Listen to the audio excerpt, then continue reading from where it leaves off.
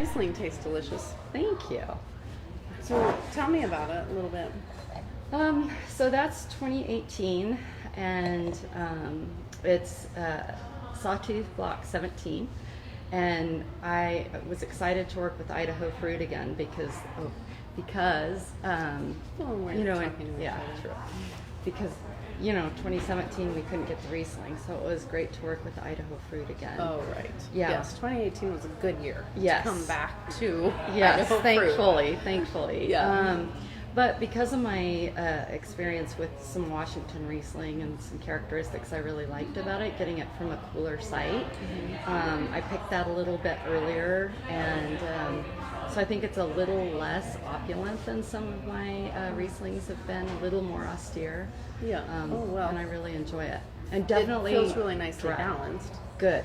I'm glad to hear that. Yeah, I'm not getting any extra weight from alcohol or anything like that. It's good. Clean and fresh. Good. Yeah, and that has 1 or 2 grams on the finish, so basically right in between. So, yeah. Cool. Let's see. Okay, well, it's 5 o'clock, so we'll start. If anybody's out there in Facebook world, welcome. I'm Melanie Krause, the winemaker for Cinder, and we're broadcasting live today from our tasting room in Garden City, Idaho.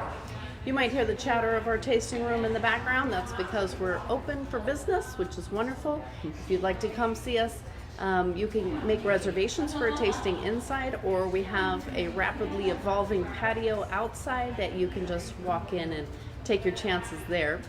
So come down and see us if you can. And a few announcements here. Next week's video Facebook live broadcast, same time, same place, Wednesday, 5 o'clock.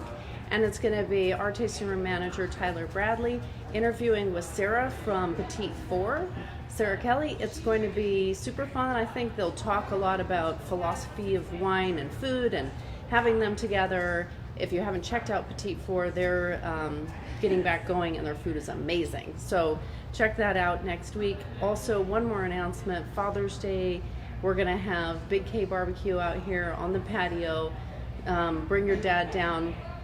They make delicious food. It'll be here starting at 11 and go until we sell out. So come down sometime in the afternoon and pour your dad a Syrah. That's my recommendation for dads, Syrah and barbecue.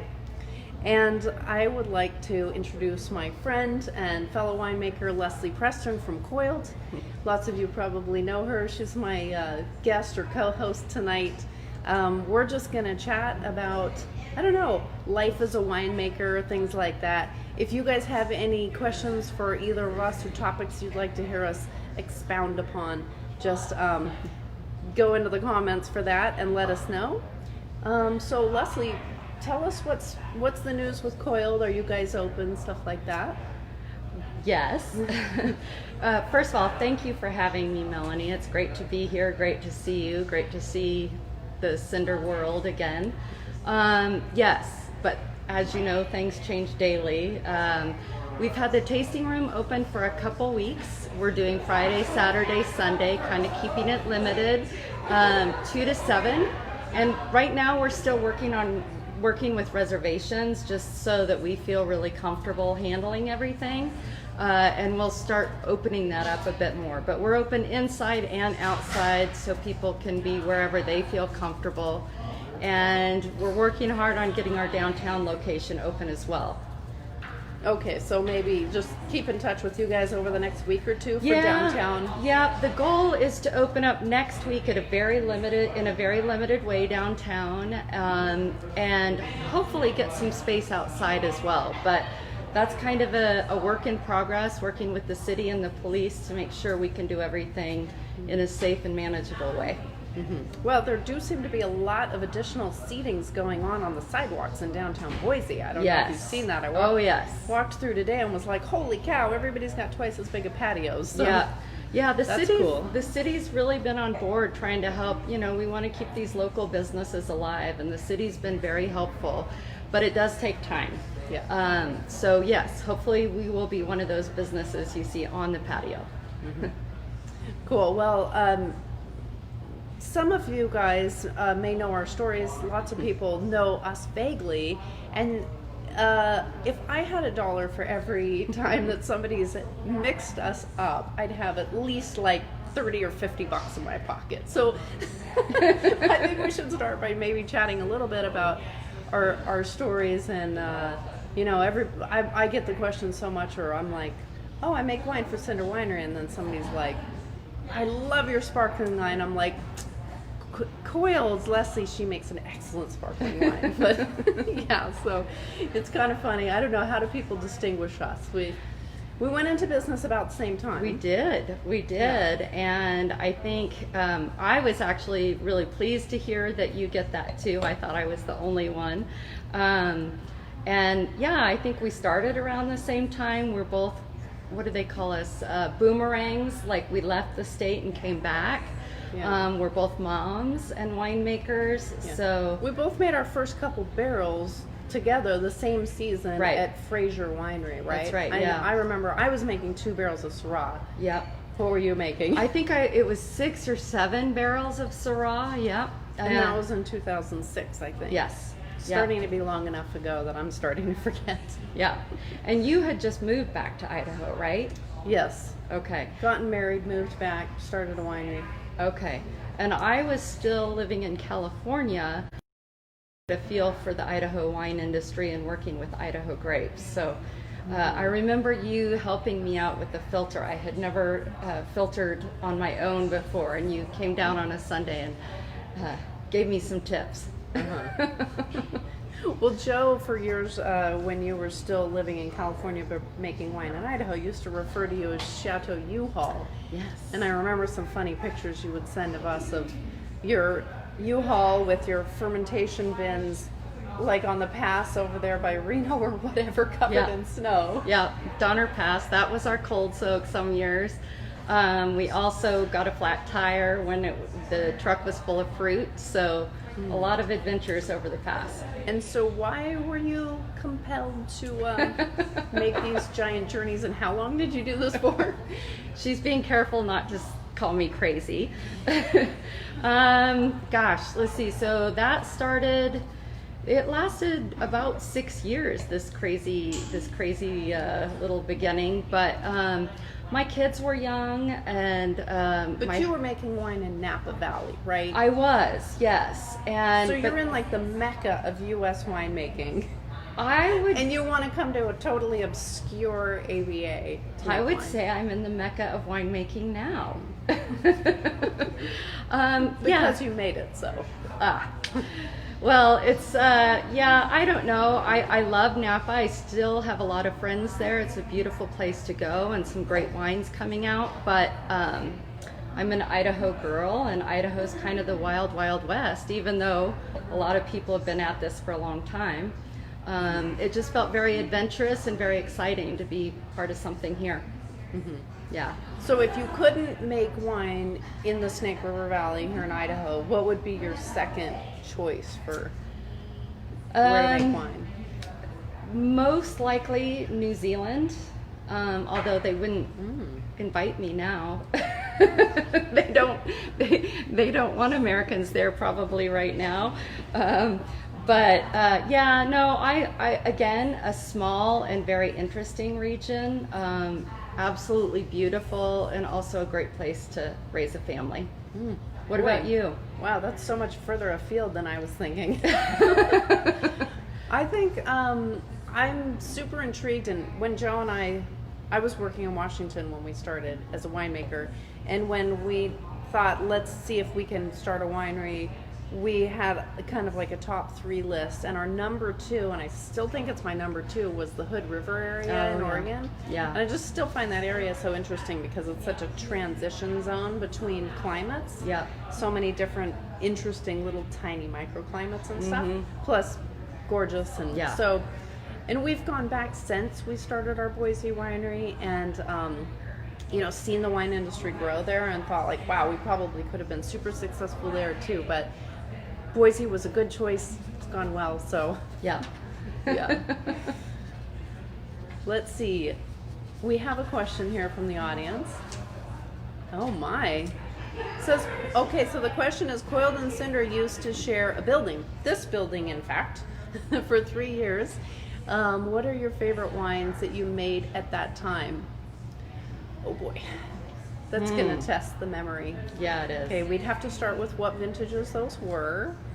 Well, so I was here in 12 on this side, and you guys were still on the back. So 12 through 15 or 14 or... Through 15, yeah. Oh, well, those are the years that I was having children, 12 Yeah, and 14. I remember. And nursing, so I actually don't remember anything. Fair. From 2012 to 2015, I have no recollection of the vintages. Completely reasonable. I remember having a phone conversation with you and hearing your baby in the background just kind of cooing and remembering those days. Yeah. Yeah. Do you remember any distinct wines from those days? I mean, they were all great years. Yeah. Seems like those were good vintages. I think it was a really distinctive time for me because I was really growing my brand. So in 11, I had made a little bit of Tempranillo, but I believe 12 was the first year I worked with Petit Verdot, which became a new love of mine and then became the Black Mamba. But I also, while I was here, started the RISA program. So it was a really developmental time for me. Yeah. Yeah. That's you good. were making babies and I was growing my business. Yeah. Well, that makes sense. So I'm gonna not answer that one as far as my favorite wine. My favorite things from those years were my children's. Yeah. Good answer. Yeah, but I do remember that they were all solid vintages. Yeah, they were. Yeah, for sure. So let's see, which kind of brings me to one of our topics that we talking about was what's your personal vintage and why? Do you have one? Well, actually, I have a really strange answer for that. For me, 2011, which was a very cool vintage in Idaho, and I was still taking those grapes to California at the time, but it's really still my favorite Syrahs, my 2011. I just happen to love cool climate Syrahs, and it was my first year making Riesling. And I still remember, I'm an Idaho girl, but I'd lived in California for over 20 years. And I came up to get my Riesling at the beginning of November. Mm-hmm. I was in flip-flops and it was 26 degrees outside. So, yeah, the Riesling was just delicate and beautiful that year. The Syrah was had a lot more mineral and just some kind of nice herbal characteristics that we don't always get. So it was a year I loved. What about you? Well, that was very distinct year. It was. When we taste through library wines, which we are going to do for one of these Facebook Lives in a few weeks.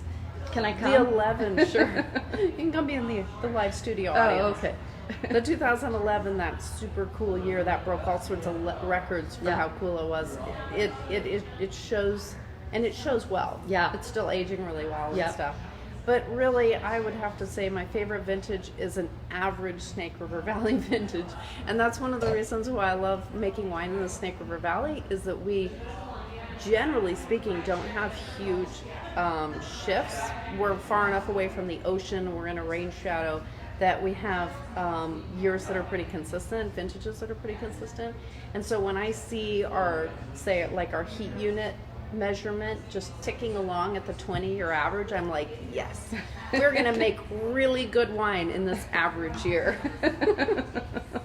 So, that's I would say probably 7 out of 10 years that we've been working so far in Idaho have been kind of average, normal, and then we've had a few years that have been rocky with various weather incidents and stuff. For sure. And those make interesting wine. Yeah, and they're preparing us to raise teenagers, right? Yeah, you're getting through years like that. Yeah, for sure. So, Melanie, now I see you and we talk about, our wines that we've made and those things, but tell me something I don't know about back in the day when you were kind of building your career, and maybe, I don't know, someone who really influenced you or someone who, really sticks in your mind.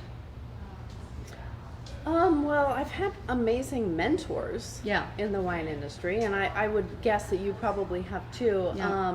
So, I mean, I worked for Chateau Ste. Michelle in the beginning, which you know, but I had some bosses there.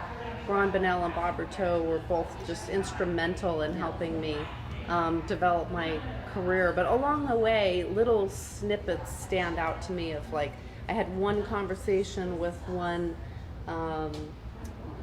vineyard technician that taught me one thing that was totally amazing, or things like that. So I mean, Those moments, kind of that. yeah, there's all these like little moments along my career that were kind of aha moments. Like I think I've told this story on one of these videos before, but Joe and I first tasted Viognier from the barrel with he was an intern at the time, Juan Munoz Oca, and he is now the head of winemaking for St. Michel Wine Estate. So head of winemaking for Chateau Ste. Michelle and Columbia Crest and all their brands.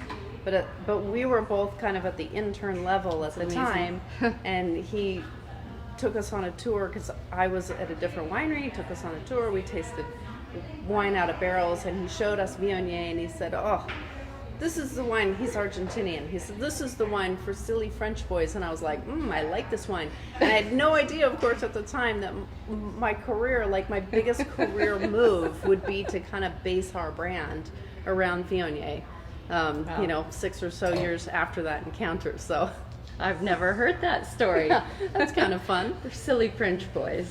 Yeah, which maybe it's not very nice, but it was awfully funny. Ooh, would there ever be a Cinder Coiled collaboration?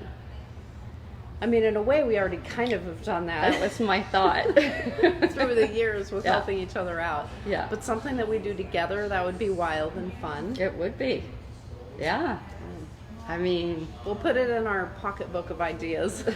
Thank you for the suggestion, yeah, whoever fun said that. one. Mm-hmm. And it does seem to be kind of a wave of what's happening right now. A lot of different businesses collaborating, whether it's, cider and wineries or breweries and and all different kinds of fun collaborations. So Yeah, it's Yeah. true. why not? Yeah, so we're tasting each other's wines. We just picked the wines we wanted to drink. I'm drinking the dry Riesling. So can you tell us a little bit about this wine? It's delicious. Oh. That's my opinion. Thank you. I'm really happy with this wine. It's a 2018, and so it was great to get back to Idaho fruit. In 2017, for those of you who remember, the Riesling in the state was wiped out. So I was eager to work with Idaho fruit again, and I did, influenced a bit by the Washington fruit I worked with. I did pick a little bit earlier, and also influenced by you and the Rieslings that you're making that I know you pick sometimes on the earlier side. So it's not quite as decadent and as ripe as some of my Rieslings have been. It's also drier. This is a wine I really enjoy. Well, I'm really liking the grace of it. It's very clean. I like the acidity. It's powerful on the finish, and that's yum in a Riesling, right? And just super makes me want to sit there and eat shrimp scampi with it or something. Oh, yum. That sounds good, doesn't it? Yeah. So likewise, I was just thinking with your rosé, people sometimes talk about rosé as a patio wine, but there's so much happening in this rosé.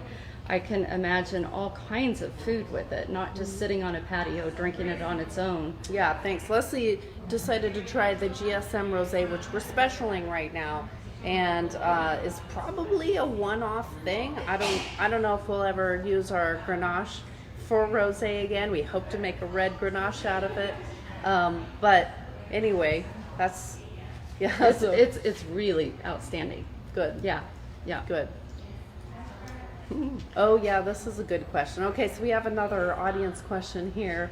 What do you love about being part of an AVA with so many women winemakers? And I mean, the whole question of women winemakers, every reporter I've ever talked to, I think, asked me why are there so many women winemakers in Idaho? And I don't really, I don't know why everybody else is here. I don't know what the greater trend is, but I know for myself, when I was making wine in Washington and I was thinking about my career, I wanted a place that was both great for my career and great to raise a family and was near my own family. So it was worth it to me to move to a less well-known AVA so that I could balance, having a family and being near my parents and stuff like that. So that was kind of my motivation, and I think it is somewhat woman-centric to be like, okay, well, I keep making money here, or I can take a huge pay cut and go move.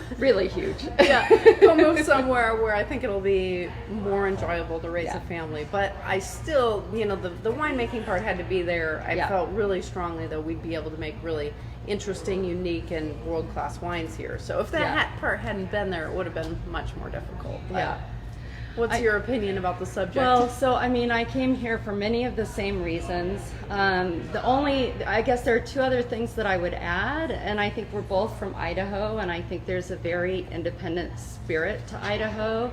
And so I think growing up here, it's sort of like sky's the limit. I can do whatever I want. What seems great and exciting and adventurous. Certainly making wine in Idaho. So being able to strike out on your own path. I mean, Napa is pretty people have really big expectations about Napa, what they're going to make, what the quality's going to be. I don't know. They do, but I feel like there's less room unless you have a lot of money. True. To strike out on your own. Very good point. Yeah, and even if I had a ton of money, it's a beautiful place and some great wines, but it's also people have been there for a long time, and I wanted to be part of something different. But I also think the timing of Idaho getting a lot more press is kind of also a time when women's professional lives are maybe shifting a bit, and so I've wondered too if that's part of it. Like when Napa was getting so much press in the 80s or what, and after, there probably weren't as many women making wine. I don't know. Yeah, it's not an easy career to balance with family. No, we have the expression in the winemaking industry, harvest widows. Yes. And I was always okay with harvest widows, but then when it became harvest orphans, that was harder. Yeah.